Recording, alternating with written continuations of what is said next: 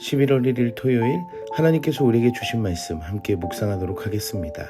성경 에스라 1장 1절부터 11절까지입니다. 바사왕 고레스 원년에 여호와께서 예레미야의 입을 통하여 하신 말씀을 이루게 하시려고 바사왕 고레스의 마음을 감동시키시매 그가 온 나라에 공포도 하고 조서도 내려 이르되 바사왕 고레스는 말하노니 하늘의 하나님 여호와께서 세상 모든 나라를 내게 주셨고 나에게 명령하사 유다 예루살렘의 성전을 건축하라 하셨나니 이스라엘의 하나님은 참 신이시라. 너희 중에 그의 백성된 자는 다 유다 예루살렘으로 올라가서 이스라엘의 하나님 여호와의 성전을 건축하라. 그는 예루살렘에 계신 하나님이시라.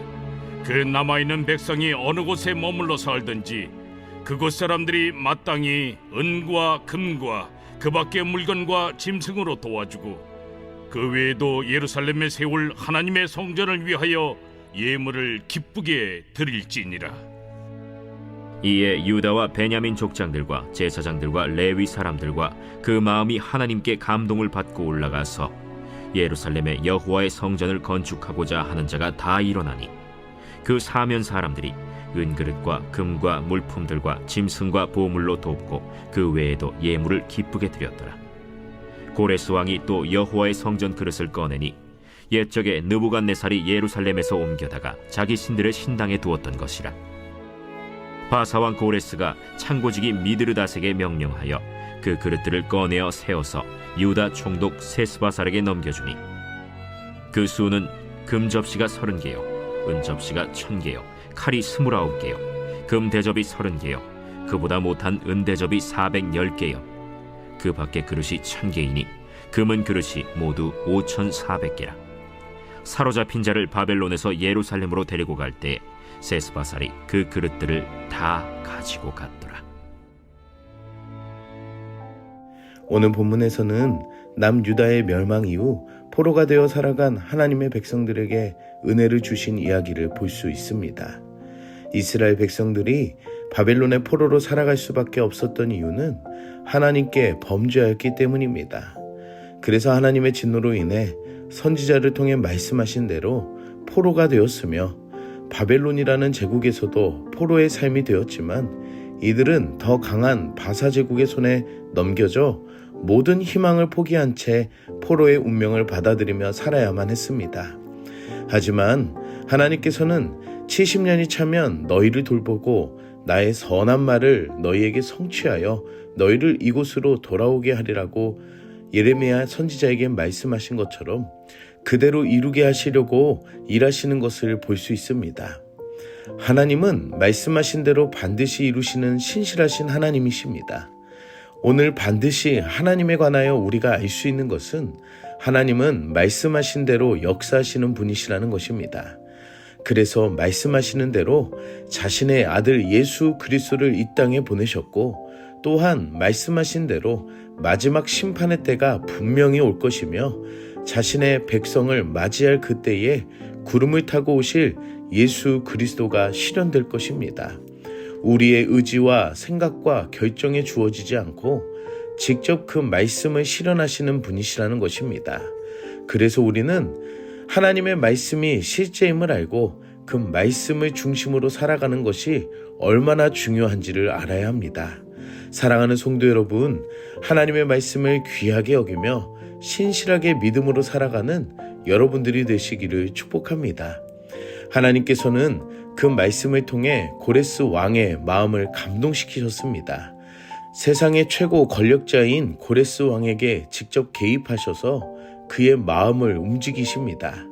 그리고 그가 세상 모든 나라를 얻은 것도 하나님 여호와의 일하심을 알게 하였고 하나님만이 참신이시며 그의 백성들은 다른 사람들이 아니라 포로로 살아간 이스라엘의 백성임을 알게 하였습니다. 그래서 고레스 왕은 하나님의 명령에 거역할 수 없이 이스라엘의 백성들을 자신의 고향으로 돌려보내야만 했습니다. 그리고 그곳에서 무너진 성전을 다시 복구하는 데에 힘쓸 수 있도록 은과 금과 필요한 모든 것으로 도와주며 이들이 드릴 예물도 기쁨으로 드릴 수 있도록 모든 것을 내어주었습니다. 그리고 왕의 명령대로 바사에 있었던 백성들은 이스라엘 백성들을 도와주었고 섬겼으며 이전 바벨론에게 빼앗겼던 성전의 기물들도 모두 가지고 돌아가 성전을 복구하는 데에 힘쓰도록 하였습니다. 포로의 삶에서 아무것도 할 수 없었던 이들에게 하나님께서는 하나님 자신의 방법대로 한 나라의 최대 지원을 받도록 하여 무에서 유를 만들어 가셨습니다. 그래서 이스라엘 백성들은 자신들의 노력과 수고 없이 포로에서 귀환할 수 있는 은혜를 입게 되었습니다. 그런데 오늘 본문 5절의 말씀을 주의해서 보아야 합니다. 포로에서 귀환한 백성들은 모두에게 특징이 있었습니다. 그것은 그들의 마음에도 하나님의 감동이 있었다는 것입니다. 하나님의 감동이 고레스 왕에게만 주신 것이 아니라 그 은혜의 대상인 포로된 백성들에게도 필요하다는 것을 알 수 있습니다.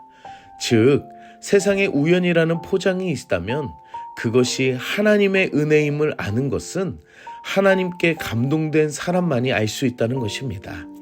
사랑하는 성도 여러분, 하나님의 은혜를 아는 그 감동된 사람으로 우리의 삶을 이해하고 생각하는 그 삶이 되시기를 축복합니다.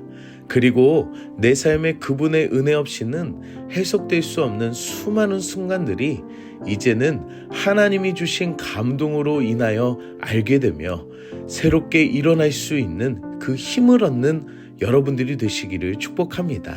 함께 기도하겠습니다. 사랑의 하나님, 오늘도 말씀으로 은혜 주시니 감사합니다. 하나님의 말씀이 우리 안에 역사하시는 신실함이 되게 하여 주셔서 감사와 기쁨 그리고 영원한 소망을 주시니 감사합니다. 나의 어리석은 생각과 그분의 뜻을 모르며 살아가서 하나님의 은혜를 외면한 채 살아왔음을 고백합니다. 오늘 말씀처럼 우리의 심령에 하나님의 은혜로 감동하여 주셔서 당연한 것이 아니라 나에게 일하시는 신실하신 그 하나님만을 생각하며 감동하는 우리들의 삶이 되게 하여 주시옵소서.